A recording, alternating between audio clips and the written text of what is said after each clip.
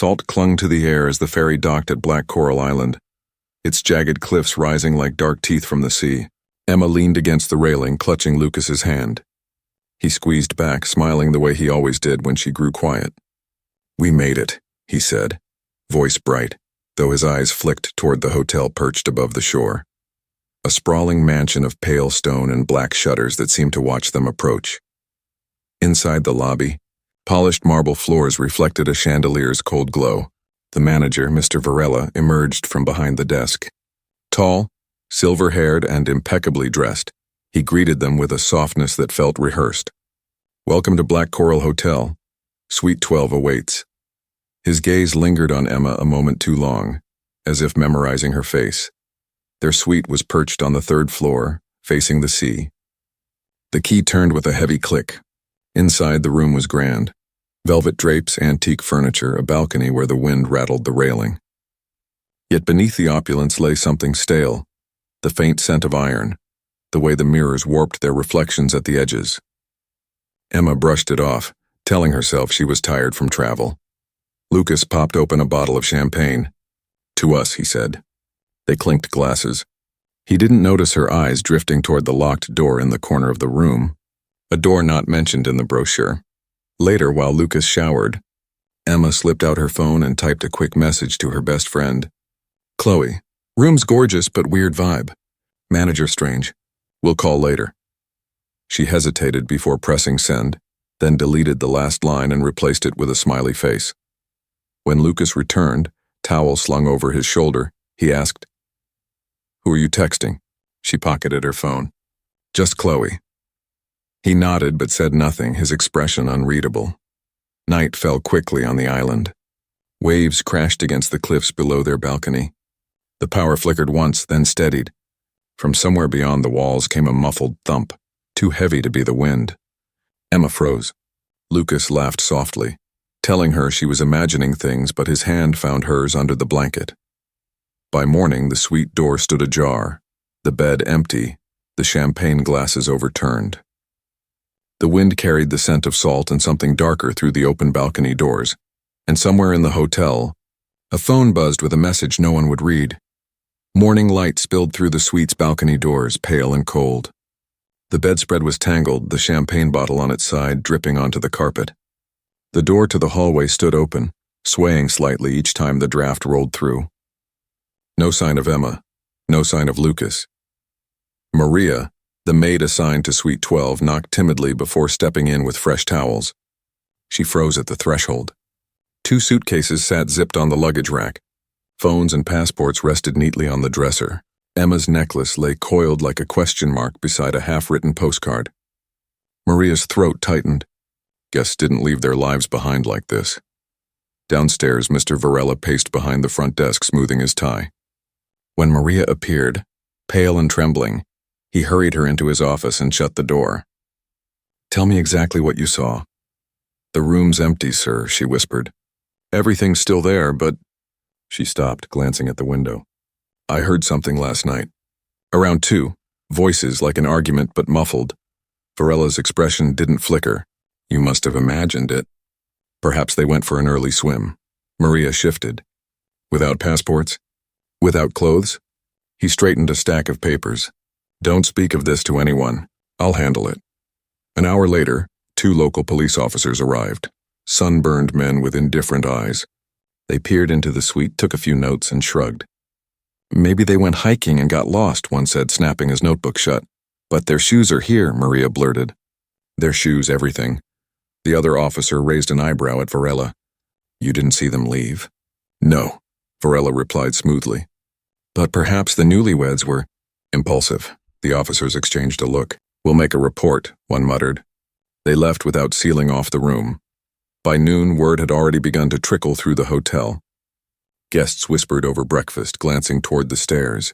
A couple from room 16 insisted they'd heard a scream in the night, but weren't sure which direction it came from. Someone else swore they'd seen a flicker of light in an unused hallway. Maria stood in the empty suite once more, shivering. The mirrors warped her reflection. The locked door in the corner, she had never noticed it before, seemed to hum faintly under her palm. Downstairs, Varela opened a dusty ledger and ran his finger along a column of names. He paused at one, frowning, then quickly shut the book when he heard footsteps. That evening, a storm rolled in over the island. The sea turned black and thunder cracked against the cliffs. Police boats searched but found nothing. In the staff corridor, someone had left a single wet footprint leading toward the basement, far too small to belong to Lucas. The storm had passed, but the mystery remained. No bodies were found, no luggage claimed. For weeks after the disappearance, reporters hounded Black Coral Hotel, then drifted away when nothing new emerged. Eventually, the case faded into a cautionary tale told to tourists on the ferry. Two lovers gone without a trace, like the island swallowed them whole. By 2023, the hotel had aged. Its marble floors dulled, the chandeliers glowed dimmer, the once coveted honeymoon suite rarely booked. The name Black Coral no longer evoked luxury but a whisper of dread. Sofia Alvarez stepped off the same ferry Emma and Lucas had taken a decade earlier. Young, sharp-eyed, and newly appointed manager, she clutched a folder of transfer papers and stared at the cliffside mansion. Her uncle had left her the hotel when he died. She'd inherited more than she'd bargained for. Inside, she walked the long corridor past peeling wallpaper and portraits of unsmiling guests from another century. She could feel the staff's eyes on her. Maria was still there, older now, her hands trembling as she poured coffee in the lounge. No one spoke openly about Suite 12 anymore. At night, Sofia sat in the office, sorting through stacks of neglected files. Old invoices, guest ledgers, and faded security logs filled the drawers. In one file, she found a crumpled newspaper clipping about the Black Coral Newlyweds, the headline nearly rubbed away. She set it aside, but a photo slipped from between the pages. A blurry image of the honeymoon suite balcony, taken from the courtyard below. Two figures stood there, but one was turned away, and the other, Emma presumably, was facing the camera, her expression unreadable. The third-floor floor plan puzzled her. According to blueprints, Suite 12 should share a wall with an empty storage space, but in reality, the corridor measured shorter than the drawings. Somewhere the architecture didn't line up. Late one evening, Sofia walked up to the third floor with a measuring tape. The hallway lights flickered as she marked off the distance from the elevator to the suite door. She came up 2 meters short. When she pressed her palm against the wallpaper, the wall felt cool and faintly hollow. Behind it, something gave a dull, echoing thud, as though a door had closed somewhere she couldn't see. Downstairs, Maria watched her from the staircase, lips parted as if to warn her, then looked away. In Sofia's office later, her phone buzzed with an unknown number. "Stop digging," the text read. "Some rooms are better left sealed." The message glowed on Sofia's phone. "Stop digging. Some rooms are better left sealed." She stared at it, heart pounding. The number was blocked. Outside her office window, the ocean hissed against the rocks. Waves flecked with foam under a sickle moon. Morning brought renovation crews to the third floor. The old wing had been closed for years, but Sofia, citing safety concerns, ordered the walls inspected. Workers pried off the faded wallpaper, exposing cracked plaster. As hammers struck, the corridor filled with the smell of dust and salt. "Blueprint says storage space here," one worker muttered. "But it's bricked up." Sofia stepped closer. Behind the plaster was a sealed archway, its edges smoothed as if someone had wanted it invisible. She reached out, fingers trembling, and touched the cold stone. Maria appeared at the end of the hall, gripping a tray. "Señorita Alvarez," she whispered, "please." "Don't open it." Sofia's eyes flicked to her. "You've known about this?" Maria's lips quivered. "We all did. But your uncle, he said it was forbidden. That nothing good lives behind those walls." The workers exchanged uneasy glances. "We can break through if you sign off," one said. Sofia nodded. "Do it." The sledgehammer's first blow rang like a gunshot. Dust rained from the ceiling. With each strike, the hidden archway cracked, revealing darkness beyond. Finally, the bricks crumbled inward, and a gust of stale air rolled out, damp and metallic. Flashlights swept across the interior. A small room, untouched for years. The floor was lined with antique tiles, the walls painted a fading cream. In the center stood a low table with melted candles burned to stubs. A veil lay crumpled on the floor, stained dark along one edge. On the far wall hung a photograph of Emma, her smile halved where the picture had been torn down the middle. "Dios mío," one worker whispered. Sofia stepped inside, her shoes crunching on something brittle, a scattering of seashells arranged in a spiral. The air was heavy, oppressive, as if it carried the weight of a secret waiting to speak. She crouched by the veil. The fabric still smelled faintly of salt and perfume. The stain at its edge was brown and stiff. Blood. Maria hovered at the doorway, pale as the plaster dust. "This isn't a storage room," she murmured. "It's a shrine." Sophia turned slowly. "A shrine to what?" Maria didn't answer. Sophia's flashlight beam caught another detail. A narrow crack in the far corner of the floor, like a seam where something had been pried open and then hastily resealed. She pressed her hand against it. Cold air whispered up from below. One of the workers shifted nervously. "We're not going down there, right?" But Sophia barely heard him. Beneath her palm, the seam felt like a pulse, faint but steady, as though the hidden room itself was breathing. Behind her in the corridor, a phone began to ring. Not hers, not Maria's. A distant, tinny sound, like an old rotary phone, echoing from somewhere under the floor. The sound of the phone echoed faintly from beneath the floor, tinny and persistent. But when the workers pried up the loose tiles, they found nothing, just an old wooden subfloor and darkness below. Sophia pocketed the torn photograph of Emma, promising herself she'd study it later. That night, unable to sleep, she returned to her office and spread the items from the hidden room across her desk. The blood-stained veil, the melted candles. The seashell spiral was photographed on her phone. She stared at Emma's torn half-smile until it blurred. Beneath the photograph, she noticed a thin, leather-bound notebook she hadn't remembered picking up. It was cracked at the spine, the edges stiff with salt. She opened it carefully. The first page was dated May 2013. "We arrived today. Lucas keeps smiling like nothing's wrong. I can't stop shaking. Farella promised it would be safe here." Sophia flipped to the next entry. Lucas asked again about the calls. "I lied. He thinks I'm hiding someone." "He's right."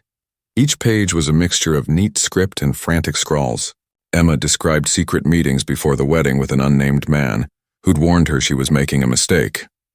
She'd written about promises and debts but never explained them. Then an entry from the third day on the island. He found the phone. "We fought. He said he'd rather die than be humiliated. I told him I'd fix it. I don't know what that means anymore." Sophia's skin prickled. She turned another page. The writing ended mid-sentence. "Tonight I will tell V. Nothing else." The rest of the notebook was blank. She shut it quickly as if it might bite. At breakfast the next morning, Sophia confronted Maria quietly. "Did you know about this diary?" Maria's eyes darted to the other staff. "Señorita Alvarez, some truths sink like stones. Your uncle always said, 'Who was Emma writing about?'" Sophia cut in. Maria's silence was answer enough. Later that afternoon, Sophia held the veil up to the light. The dark stain formed a shape like a handprint. She sent a photo to a forensic contact she knew in the city, asking for a discreet analysis. While waiting for a reply, she opened her laptop to cross-check staff schedules from 2013. That was when she saw it, a scanned check-in log with Mr. Varella's signature next to an unregistered guest. No name, just a scribbled initial, V. The date matched the last entry in Emma's diary. Sophia leaned back, pulse hammering. Down the hall, the workers were sealing off the hidden room for safety. One called to her, voice echoing. "Señorita, we found something under the floorboards." "Looks like a wire." "Go somewhere deeper." Sophia rose slowly. The air around her felt colder, and from the hidden room, faint but clear, came the sound of a woman's laugh, just once before silence returned. The laugh echoed only for a heartbeat, but it froze everyone. The workers stared at one another, then at Sophia. "It's just the pipes," one muttered, but his voice shook. Sophia stepped into the hidden room again. Nothing moved. The crack in the floor where the wire disappeared gaped like a wound. That evening, she summoned the senior staff to the lounge. Maria, the head porter, Miguel, and the night security guard, Faley, sat stiffly in a semicircle while rain pattered against the windows. Sophia laid the torn photograph, the diary, and the veil on the table between them. 10 years ago, she began. 2 guests vanished. This isn't a ghost story. It happened here. And someone in this hotel knows more than they've said. Miguel crossed his arms. Police came. They found nothing. Why dig it up now? Because there's a hidden room in Suite 12, Sophia shot back. A sealed room with blood on the floor, and a wire running somewhere under this building. Felipe's eyes flicked to Maria. "I told you," he murmured. Maria's hands trembled as she reached for the diary, but stopped short of touching it. "Your uncle told us never to go near that wall," she whispered. "He said the island needed its secrets." "What secrets?" Sophia demanded. Maria hesitated, then exhaled. "I saw Mr. Varela that night.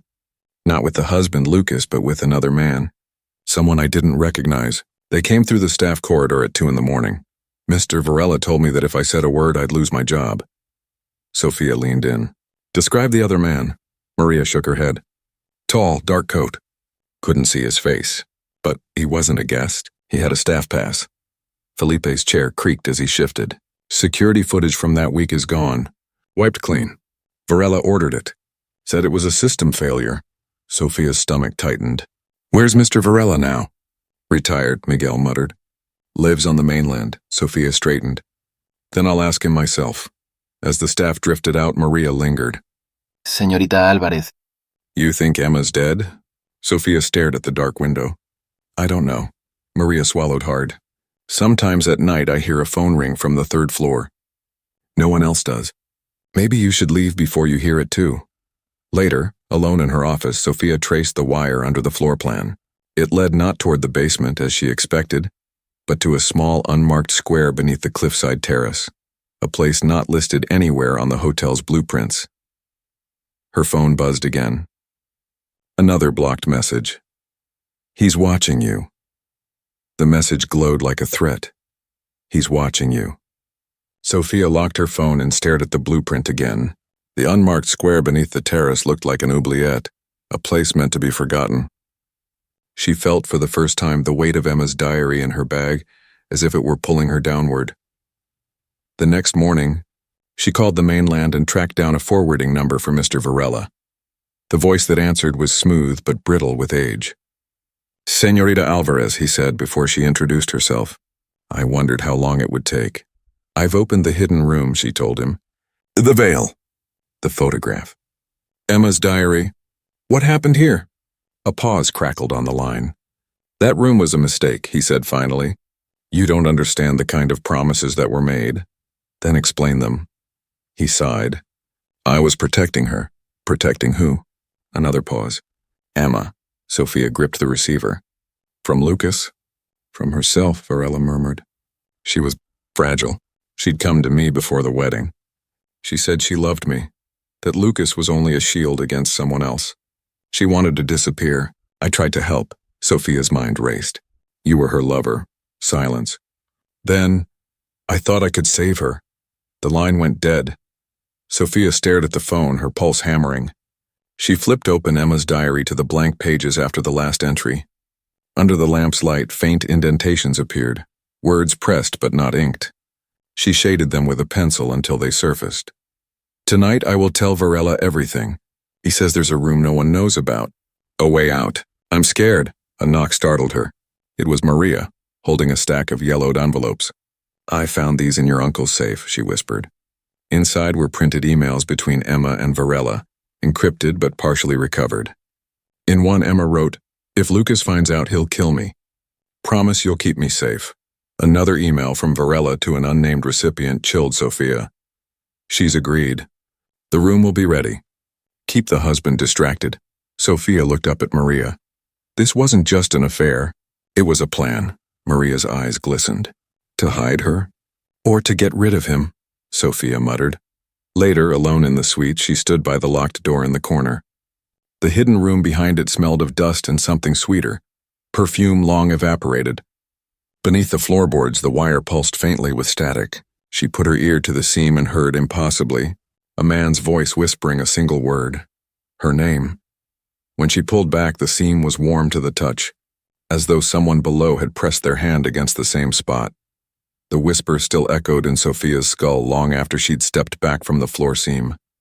It hadn't been a memory or a draft. It had spoken her name. She left the suite shaking, diary clutched to her chest. 2 days later, an envelope arrived from her forensic contact in the city. No return address, just her name typed on the front. Inside was a short report and a sealed vial. Blood sample. Positive ID. Lucas Ortega. The stain on the veil had been his. Sophia reread the note, pulse hammering. No mention of Emma. No trace of her DNA in the hidden room at all. She spread the hotel's old blueprints across the desk again.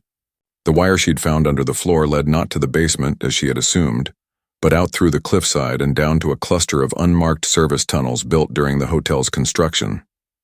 No maps. No records. That night she descended alone into the basement. The smell of damp stone and old salt closed around her. She followed the wire with a flashlight, her beam trembling over pipes and cables until it disappeared behind a rusted iron door sealed with a padlock. The lock had been cut recently. Fresh grooves marred the metal. Someone else had been here. She pushed the door open. A narrow tunnel stretched ahead, the air colder, almost metallic. On the walls were faded symbols, arrows, initials, dates scrawled in chalk. The most recent was a single E followed by a heart. Her breath caught. A sudden clatter echoed from deeper in the passage like a dropped tool. She called out, "Who's there?" Her voice bounced back at her, distorted. No answer. When she returned to the surface, Maria was waiting at the top of the stairs, her face gray. "Señorita, please, stop." Lucas's blood was in that room, Sophia said. Not Emma's, you know what that means, Maria crossed herself. Or it means she was never a victim. Back in her office, Sophia studied Emma's torn photograph again. In the faint reflection of the glass frame behind her own face, she thought she saw a second silhouette, taller, standing just over her shoulder. When she turned, the room was empty. Her phone vibrated on the desk. A new text from the blocked number. "She's closer than you think." The message, "She's closer than you think," lit Sophia's screen like a flare. She stared at it, the basement's cold still clinging to her skin. Closer. Not dead. Not gone. The thought lodged behind her ribs like a blade. That night she booked a ferry to the mainland. She had found Mr. Varella's address tucked inside an old guest ledger, a seaside town 2 hours away. By dawn, she was knocking on the door of a weathered villa overlooking gray water. Varela opened it himself. He was thinner now, hair fully white, eyes the same pale gray as the ocean behind him. "I knew you'd come," he said softly, stepping aside. Inside smelled of cedar and old tobacco. A single framed photograph sat on the mantel. Emma on the hotel balcony, wind in her hair, face turned away. Sophia set Emma's diary on the table. "You lied to the police. You sealed that room. Lucas's blood is on the veil. Where is Emma?" He lowered himself into a chair, fingers shaking. "I tried to protect her," he whispered. "From what?" "From the man she married." Sophia's pulse quickened. "Lucas." Varella's eyes flicked up. He wasn't what he seemed. He hit her. Controlled her. She came to me in desperation. She loved me, or thought she did. I told her there was a way out, an old service chamber no one used. I thought we could wait until he left and spirit her off the island. You helped her hide. He nodded slowly. But that night, he pressed a hand to his forehead. I was late. When I reached the room, Lucas was on the floor. Blood everywhere. She said he attacked her. She said it was self-defense. Sophia gripped the chair back. "So you killed him for her?" "No." His voice cracked. "I only covered it. I sealed the room to buy time. She begged me to smuggle her out before anyone knew. I did. I thought she'd disappear, start over. Where? I don't know." He closed his eyes. "She never wrote. Never called. I told myself she was alive, safe. But I felt someone watching me all these years. Maybe Lucas had friends. Maybe she wasn't innocent after all." Sophia's breath came fast. "You don't even know if she told you the truth." He opened his eyes again, glinting with something like fear. "There's more," he said. "The tunnels under the hotel, they're not empty. She knew them better than anyone. She used them. A crash cut him off." Glass shattered in the kitchen. Varela bolted upright. Sophia spun toward the sound, but the doorway was empty. Only the curtains stirred as if someone had just slipped out the back door. On the table, Emma's diary had fallen open to the last blank page. Across it, in fresh ink that hadn't been there before, was a single word scrawled in a hurried hand. "Run." The word glistened on the diary's blank page. Run, as if the ink were still wet. Sophia reached out. It smudged under her fingertip. She and Varela stared at one another. "Did you write this?" she demanded. He shook his head, pale. I haven't opened that book in years. A gust of wind slammed the kitchen door. Sophia bolted toward it, but whoever had been there was gone, leaving only a faint scent of salt and perfume. She returned to the island with the diary wrapped in plastic. The hotel loomed above the cliffs like a husk, rain cutting diagonal lines across its black shutters. Workers had left. The third floor stood silent. In her absence, the seam in the hidden room had been pried wider. Someone, had been down there. That night, she descended the tunnel again, flashlight trembling. The wire she had traced now lay severed, its copper guts exposed. Far ahead, faint echoes of dripping water. She followed until the tunnel split. One path collapsed, the other sloped toward the sea. On the wall, a new chalk mark. A heart, then an arrow pointing outward. Underneath, fresh initials. E.A. Sophia's breath hitched. Emma Alvarez, not Ortega. Her maiden name. She followed the arrow to a narrow grate opening to the cliffside. Beyond it, waves broke far below. Wedged between two stones was a postcard sealed in a plastic sleeve. She pried it free with numb fingers. The front showed a sun-bleached beach in Uruguay. On the back, in looping script, 10 years is a long time. The tide always brings things back. No address. No return stamp. Only her own name was written faintly in the corner. She climbed back to the suite as dawn bled into the sky. Maria waited by the door, eyes wide. Señorita. Sophia handed her the postcard. Maria pressed a trembling hand to her mouth. She's alive, she whispered. Or she wants us to think she is, Sophia murmured. They stood in silence. Down the corridor, a phone rang once, sharp and sudden, then stopped. Later, Sophia sat at the same desk where her uncle had hidden his secrets. She laid out the diary, the veil, and the postcard. Varella's confession played in her mind. Emma, the victim. Emma, the conspirator. Emma, the survivor. Which was true? She drafted a statement for the police, then paused. The evidence would reopen the case, drag the hotel's name through mud, and maybe destroy what was left. Or she could stay silent, let Emma's ghost, if that's what it was, fade back into legend. A gull cried outside. The tide thundered against the cliffs. Sophia closed the diary. On its cover, a single droplet of water glimmered, though the room was dry. When she blinked, it was gone. She reached for the phone to call the police. It rang once before she touched it. On the other end, a woman's voice breathed her name and whispered, "Thank you." Then the line went dead, and somewhere below the hotel, in the tunnels, the sea kept erasing and revealing, and footsteps began to echo upward.